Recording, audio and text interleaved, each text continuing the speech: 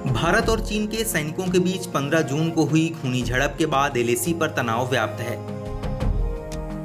इस बीच भारत 3,488 किलोमीटर लंबी एलएसी की निगरानी के लिए इजरायली ड्रोन की भी मदद ले रहा है। साथ ही सेना की मदद के लिए आईटीबीपी की और अधिक बटालियन की तैनाती की गई है। हिंदुस्तान टाइम्स ने रक्षा सूत्रों के हवाले से यह खबर प्रकाशित की है।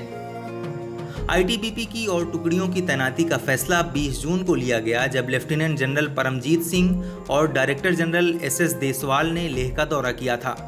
उच्च अधिकारियों द्वारा भारत सरकार को एलएसी की स्थिति के बारे में अवगत कराए जाने के बाद स्पेशलाइज्ड हाई एल्टीट्यूड फोर्स को भी लद्दाख के वेस्टर्न, मिडल और ईस्टर्न सेक्टर में तैनात किया गया है। गलवान में हुई घटना के बाद भारत सरकार ने चीन के साथ लगने वाली सीमा पर चीन के किसी भी दुस्साहस का मुंहतोड़ जवाब देने के लिए सशस्त्र बलों को पूरी छूट दे दी है। इसके साथ ही नेशनल टेक्निकल रिसर्च ऑर्गेनाइजेशन यानी एनटीआरओ को भी एलएसी की निगरानी के लिए इजरायली ड्रोन की तैनाती को मंजूरी दे दी है।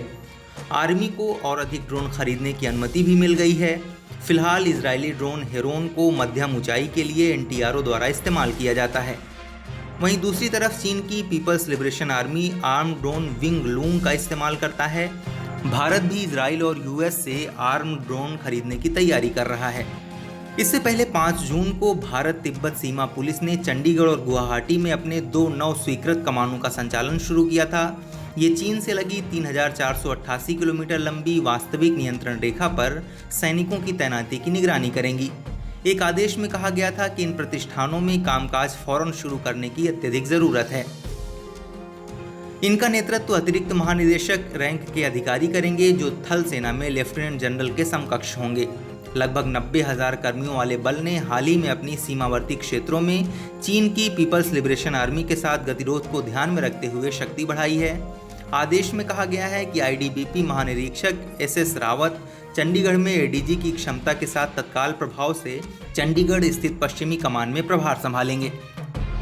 इसी तरह आईजी रैंक के एक अन्य अधिकारी गुवाहाटी स्थित पूर्वी कमान का नेतृत्व करेंगे।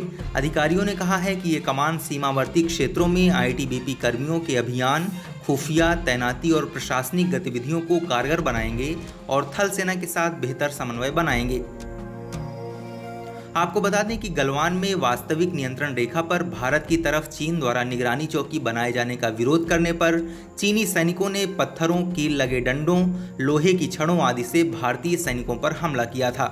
हालांकि चीन ने झड़प में हताहत हुए अपने सैनिकों का आंकड़ा नहीं बताया, लेकिन ऐसी खबरें हैं कि चीनी सेना के एक कमांडिंग अधिकारी समेत कई सैनिक झड़प में मारे गए हैं। इसके बारे में कोई आधिकारिक पुष्टि नहीं हुई है।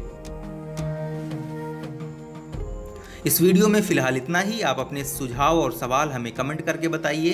बाकी देश और दुनिया की ताज़ा तरीन खबरों की अपडेट्स के लिए हमारे चैनल लोकमत हिंदी को सब्सक्राइब कर लीजिए। अगर आप ये वीडियो फेसबुक पर देख रहे हैं तो हमारे पेज को लाइक और फॉलो कर लीजिए।